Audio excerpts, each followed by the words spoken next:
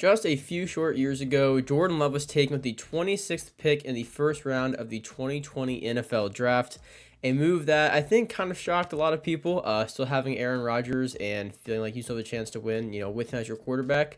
You draft Jordan Love, and while it may have kind of confused people at the time, I think right now is really what Green Bay's vision was when taking him, because you were able to pick a pretty solid quarterback prospect, let him develop under Aaron Rodgers for a few seasons, and now it's his time to shine. And that's what we're going to be talking about today, is what Jordan Love can really do in his first full season as a starter on the Green Bay Packers. So this is really interesting. So for you guys that have watched some of my videos in the past, maybe on our kind of ongoing series talking about these individual players and predicting their season for this upcoming NFL season, we don't have a lot to go off of for Jordan Love. I mean, there's not a whole lot of experience. There's not a whole lot of games. There's really not a lot. I mean, we're kind of just basing this off of coaching, weapons, prospect. We know he can do what he might struggle with, his competition he's going to face, and just really a mix of all that, because it's gonna be a tough to pretty accurately predict this, but we're gonna do our best here. So let's start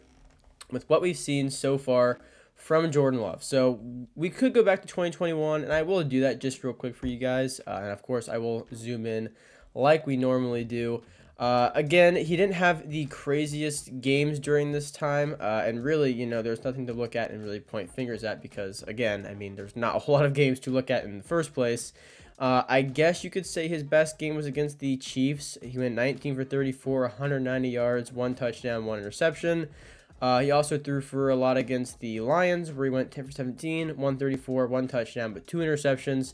And really, there is not much else in 2021. But if you want to go to 2022, which is going to feature the game that everyone is talking about, it is the Eagles game. Not because he came in there and he threw for 300 yards and 4 touchdowns or anything crazy, but because he came in there in a point in the season where people were really losing hope in the Packers, and he didn't win, but he did show what might be next moving forward. And now that we know, of course, Rodgers on the Jets, that kind of moving forward vision is the present. This is this year. I mean, it's, about 2 months away from preseason, I want to say, and probably about 2.5 months from the actual season.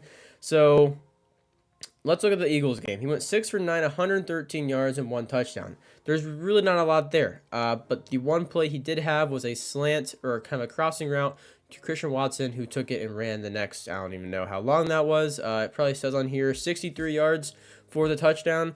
But he looked good. He had a quick release. He had a good pocket presence, and he looked like a very solid quarterback. And at a point in the season where people were kind of looking at other directions than Aaron Rodgers, or just wanting any sort of hope in their season, Jordan Love definitely did show a little bit of, I don't know. I'm not really sure what to call it. I'm not sure if you want to call it hope, or maybe, I don't know. That's up to you, Packers fans. Whatever you really think of Jordan Love, what he showed last year. But I do think he looked fairly promising, because the whole time you got to be thinking, like, he's developing under Aaron Rodgers. Surely he's going to improve. Surely he's going to, do this.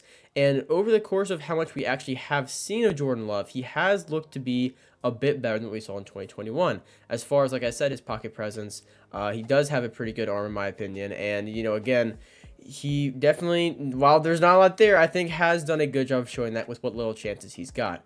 But to zoom out of this, we're going to go back to his original draft profile here, because this is going to show us really what he was looking like at the time when the Packers selected him, why they may have, and we're going to come down here to his strengths. So he is tall in the pocket and smooth, natural thrower, keeps ball tucked and secure while scanning the field. Tight spirals come from a variety of arm slots. Offense is built upon intermediate and deep read/throws. Confident passer attacking between the hashes. Makes athletic pocket exits when scrambling.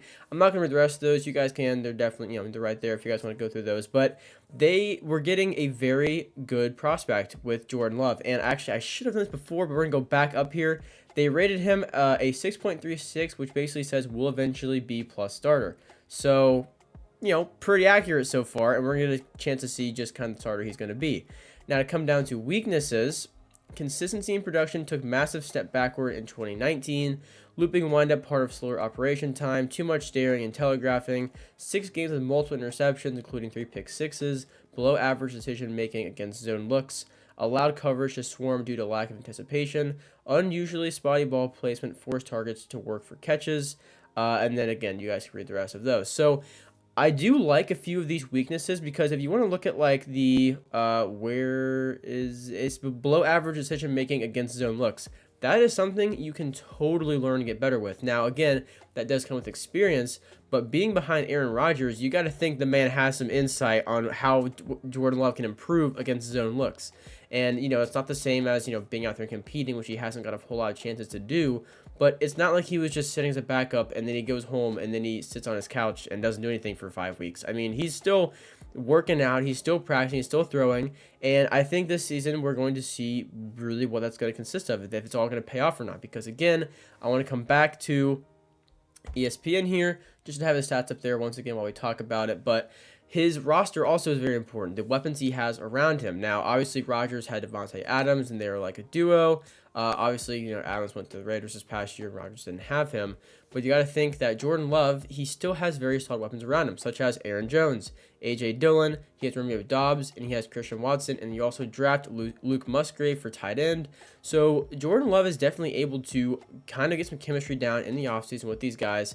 And something that I mentioned, I think in a video past so much, I can't remember which video I would have said this in, but it's not like these receivers are really going from Aaron Rodgers to get used to Jordan Love, because really the receivers playing last year were pretty much rookies, and they'd already, had to adjust to Rodgers. It wasn't like they had, all these years with him. Now they have to switch. It's just kind of another change. So it's not like they have to break off a bunch of chemistry, with Aaron Rodgers. It's just a quarterback change. And really, you have sometimes like last year, whenever it's like, Davante Adams said something about whenever you're going from Hall of Famer to Hall of Famer, mentioning going from Aaron Rodgers to Derek Carr. Obviously, in my opinion, Carr's not a Hall of Famer.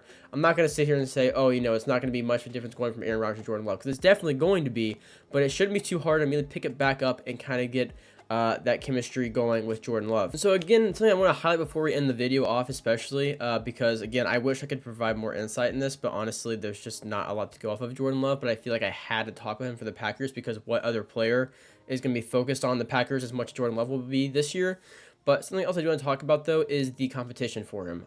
Being in the NFC North with the Vikings, Bears, and Lions, there aren't any like crazy defenses he has to face 2 times a year. The Vikings defense is pretty bad. The Lions defense has got better for sure. The Bears defense is fairly solid, but it's not like, it's like top of the league type stuff.